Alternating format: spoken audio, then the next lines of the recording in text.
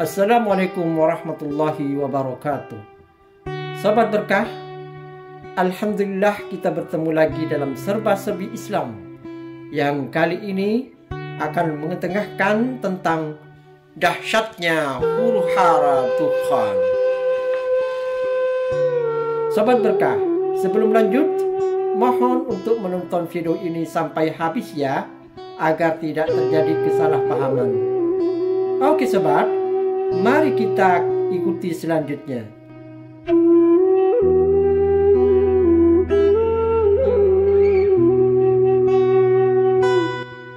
Sobat, bagi kalangan awam, kata Tuhan adalah hal yang baru didengar, padahal kita wajib mengetahuinya sebagai muslim. Lantas apa dan bagaimana Tuhan itu? Mari kita ikuti yang berikut ini.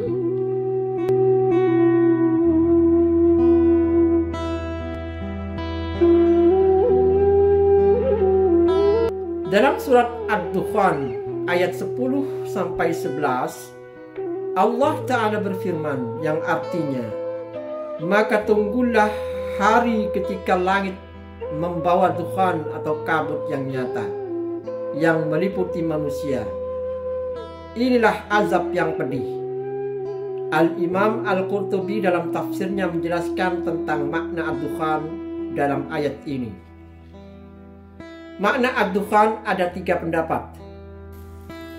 Pertama, Ad-Dukhan adalah salah satu tanda hari kiamat yang belum terjadi. Di antara yang berpendapat demikian adalah Ali, Ibnu Abbas, Ibnu Amr, Abu Hurairah, Zaid bin Ali, Al-Hasan dan Ibnu Abi Mulaika. Kedua, Ad-Dukhan adalah khayalan yang menimpa kaum Quraisy ketika mereka mengalami kelaparan ekstrim atas doa Nabi SAW, sehingga orang-orang ketika itu seperti melihat dukhan atau asap di antara langit dan bumi. Ini adalah pendapat Ibnu Mas'ud. Ketiga, Ad-Dukhan adalah debu yang mengepul di hari Fatu Makkah ketika menutupi langit. Ini adalah pendapat Abdurrahman Al-A'raj. Para ulama menafsirkan bahwa pada saat terjadinya dukhan, bumi gelap selama 40 hari 40 malam. Asap, debu dan kabut yang sangat tebal serta panas.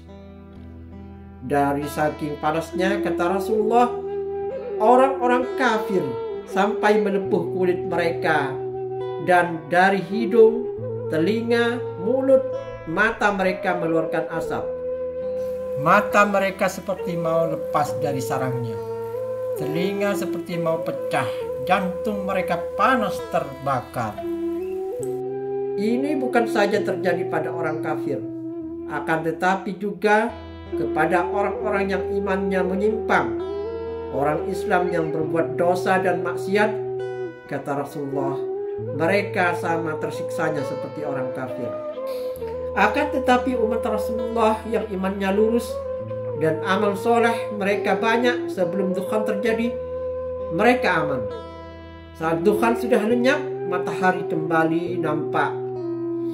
Orang-orang beriman yang amal solehnya banyak sebelum kejadian itu hanya seperti terserang flu dan demam saja. Kulit dan tubuhnya utuh, dia sehat dan selamat. Kala itu, kita tidak mampu membedakan siang dan malam. Bahkan di antara kalian mendekatkan tangannya sekalipun ke arah wajahnya, tidak mampu melihat apa-apa dari saking tebalnya dukhan itu. Setelah dukhan berakhir atau lenyap, besok harinya manusia dikejutkan dengan musibah lanjutan.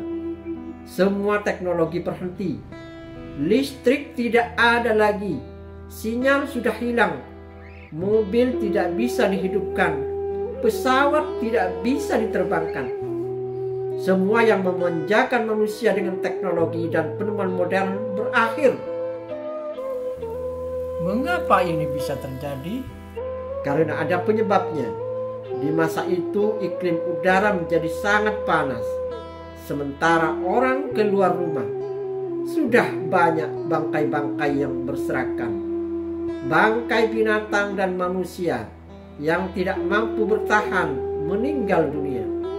Air menjadi sulit didapatkan karena sudah kotor oleh debu-debu dukhan.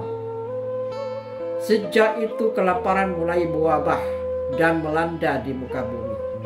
Serentak seluruh dunia mengalami kelaparan. Sepertiga air dari langit Allah tahan. Sepertiga tanaman-tanaman di muka bumi Allah biarkan mati. Kekurangan pakan secara global serentak di muka bumi.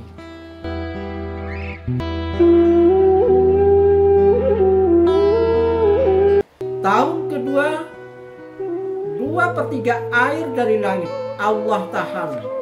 2/3 hewan dan tanaman-tanaman yang bisa dimakan di bumi Allah biarkan mati.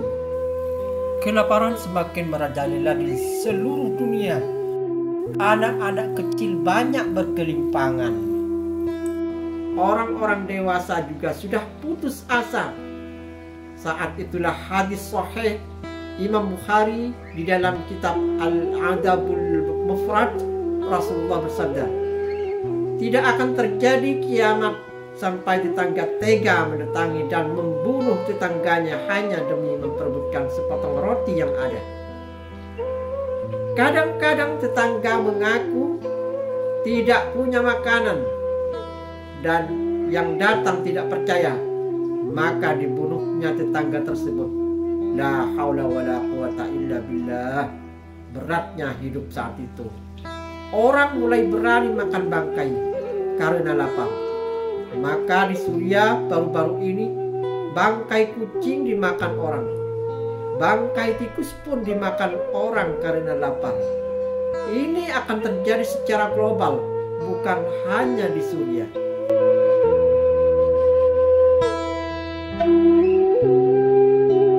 Setelah itu tahun ketiga, sama sekali air tidak turun dari langit.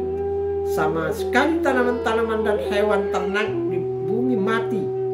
Disinilah para sahabat bertanya kepada Rasulullah, ya Rasulullah, bagaimana kami melanjutkan hidup ketika makanan sudah tidak ada? Bagaimana kami bisa bertahan ketika makanan sudah putus? Air tidak ada. Nabi menjawab, makan minum kalian saat itu adalah zikir.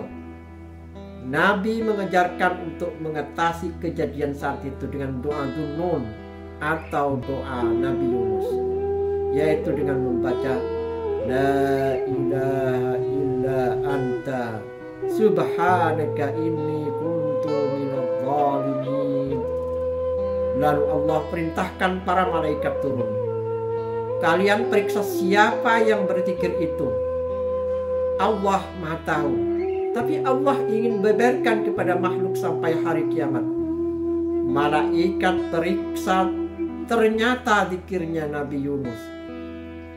Maka kata Rasulullah, siapa yang berzikir dengan zikir Nabi Yunus, apapun musibahnya dalam hidup, Allah pasti akan lepaskan dari musibah itu.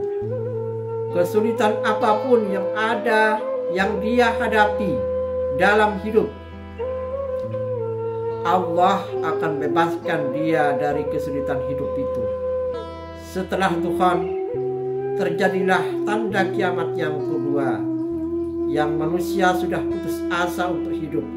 Sampai-sampai orang yang beriman dan beramal soleh berkata, alangkah bahagianya orang-orang yang ada di dalam tanah itu.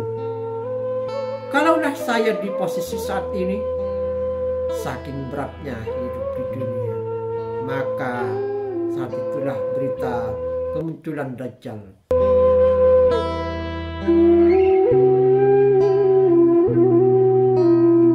Sobat berkah, demikianlah serba-serbi Islam kali ini. Semoga bermanfaat. Sampai jumpa di serba-serbi Islam selanjutnya. Wallahu a'lam bishawab. Wassalamualaikum warahmatullahi wabarakatuh. Tuh,